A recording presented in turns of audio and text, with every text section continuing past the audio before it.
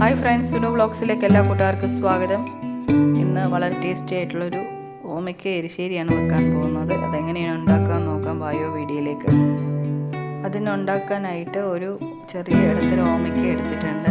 ചെറുതായിട്ട് അരിഞ്ഞെടുത്ത് കറിക്ക് ആവശ്യമായിട്ട് തൊലി കളഞ്ഞ് അരിഞ്ഞെടുക്കണം. ഞാനൊരു പച്ച ഓമയ്ക്ക, ഇടത്തരം ഓമയ്ക്ക എടുത്തിട്ടുണ്ട്. ഒന്ന് മുറിച്ചെടുക്കണം. മുറിച്ച് തൊലി കളഞ്ഞെടുത്ത് ചെറിയ പീസുകളാക്കി എടുക്കണം. എൻ്റെ ചാനൽ സബ്സ്ക്രൈബ് ചെയ്യാത്ത കൂട്ടുകാരുണ്ടെങ്കിൽ ചാനൽ സബ്സ്ക്രൈബ് ചെയ്യുക, ലൈക്ക് ചെയ്യുക, ഷെയർ ചെയ്യുക, കമൻറ്റ് ചെയ്യുക. വ്യത്യസ്തമായിട്ടുള്ള വീഡിയോസ് വീണ്ടും ഇടുന്നതായിരിക്കും. എല്ലാവരും സപ്പോർട്ട് ചെയ്യുക.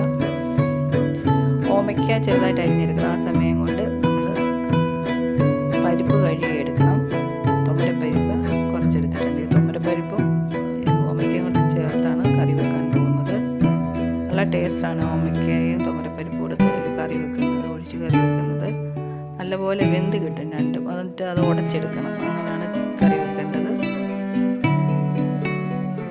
എല്ലാ കൂട്ടുകാരും എൻ്റെ ചാനൽ സബ്സ്ക്രൈബ് ചെയ്യുക, ലൈക്ക് ചെയ്യുക, ഷെയർ ചെയ്യുക, കമൻറ്റ് ചെയ്യുക. വ്യത്യസ്തമായിട്ടൊക്കെ വീഡിയോ ഇടുന്നതായിരിക്കും. എല്ലാവരും കയറി കണ്ട് സപ്പോർട്ട് ചെയ്യുക.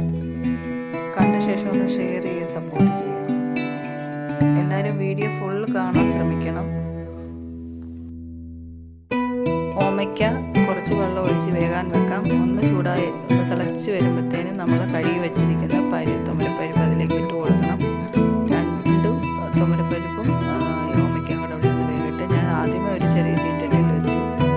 അപ്പോൾ കുക്കറിൽ വേറൊരു പുട്ട് വെച്ചേക്കുമായിരുന്നു. അപ്പോൾ അത് മാറ്റിയിട്ട് ഞാൻ പിന്നെ കുക്കറിലേക്ക് മാറ്റി വെച്ചിട്ടുണ്ട്. ആ സമയം കൊണ്ട് നമുക്ക് അരപ്പ് റെഡിയാക്കണം. തേങ്ങ, മഞ്ഞൾപ്പൊടി, വെളുത്തുള്ളി, സ്വല്പം ജീരകപ്പൊടി ചേർത്ത് ഇത് അരച്ചെടുക്കണം. അടിപൊളിയായിട്ടൊന്ന് അരച്ചെടുക്കാം. നല്ല അടിപൊളിയായിട്ട് അരച്ചെടുത്തിട്ടുണ്ട്.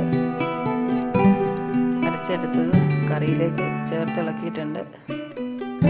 കടുക് താളിക്കാം. ഒരു ചട്ടി ചൂടായി വരുമ്പോൾ എണ്ണ ഒഴിച്ച് കടുകിട്ട് പൊട്ടി വരുമ്പോഴത്തേന് ചുവന്നുള്ളി, കരിയാപ്പലയൊക്കെ ഇട്ട് കൊടുത്ത് നല്ലപോലെ കടുക് താളിക്കാം.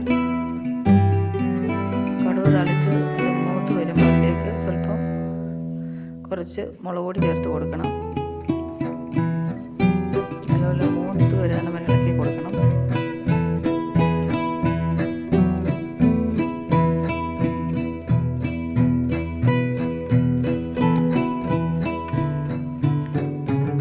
കറി ഒന്ന് നല്ലപോലെ ഒന്ന് ചൂടായി വരട്ടെ. ചൂടായി വരുന്നതിലേക്ക് വേണം കടുക് താളിച്ചത് ഒഴിച്ചു കൊടുക്കാൻ.